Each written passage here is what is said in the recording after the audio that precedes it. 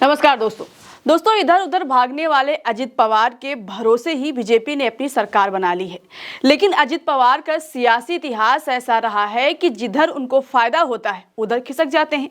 वो 5 बार deputy CM रह चुके हैं और अब 6वीं बार भी डिप्टी सीएम बनने जा रहे हैं। सरकारें बदलती हैं, मुख्यमंत्री कोई भी हो, किसी भी पार्टी का हो, लेकिन डिप्टी सीएम का पद अजित पवार के पास ही रहता है। यहाँ ध्यान देने वाली बात यह है कि जो पार्टी दिन रात अजित पवार पर भ्रष्टाचार का आरोप लगाती थी, यहाँ तक कि देवेंद्र फडणवीस कहते थे कि अजित दादा चक्की पिसिंग, यानी अजित पवार भ्रष्टाचार के आरोप में जेल की चक्की पीसेंगे।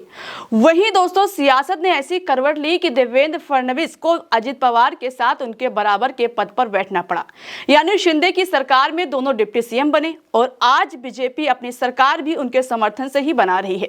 अजित पवार ने जिस मंत्रालय की डिमांड बीजेपी के सामने रखी, उस डिमांड को बीजेपी मानती गई। स्थिति तो यह है कि बीजेपी को डर है कि कहीं अजित पवार अपना समर्थन वापस न ले लें, कहीं अजित दादा पलट न चाहें। भले ही मुख्यमंत्री देवेंद्र फडणवीस रहेंगे, लेकिन 5 साल बीजेपी डर के साए में रहकर सरकार चलाने पर मजबूर रहेगी, क्योंकि उधर एकनाथ शिंदे खफा ही चल रहे हैं। शिंदे बीजेपी के सामने रिक्वेस्ट करते रहे कि आप हमें ज्यादा दिन के लिए ना सही सिर्फ 6 महीने के लिए मुख्यमंत्री बना दीजिए, लेकिन बीजेपी आलाकमान ने उनकी एक भी नहीं सुनी और साफ साफ कह दिया कि मुख्यमंत्री तो हमारी पार्टी से रहेगा। बीजेपी सोच रहे कि अगर एकनाथ शिंदे छोड़कर भी चले जाएंगे तो अजित पवार हमारे साथ हैं, उनके साथ मिलकर हम सरकार बना लेंगे। यानी बीजेपी अजित पवार के भरोसे अपनी सरकार चलाएगी। लेकिन सवाल है कि क्या अजित पवार बीजेपी के लिए भरोसेमंद साबित होंगे या 5 साल के पहले ही अपना पाला बदल लेंगे, क्योंकि अजित पवार कभी एक जगह पर टिके नहीं हैं। कभी बीजेपी के साथ रहे तो कभी कांग्रेस के साथ खड़े नजर आए, यहां तक अपने चाचा से अलग होकर अपनी पार्टी ही तोड़ दी।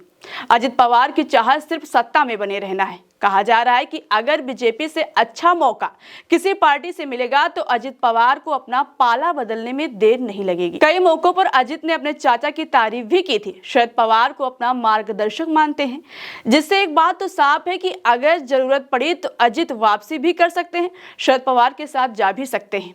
यह सब देखकर कहा जा रहा है कि क्या अजित पवार बीजेपी के भरोसे पर खरा उतर पाएंगे या अजित पवार ही गेम चेंजर साबित होंगे, बीजेपी का खेल बिगाड़ेंगे और 5 साल के पहले क्या बीजेपी की सत्ता गिर जाएगी।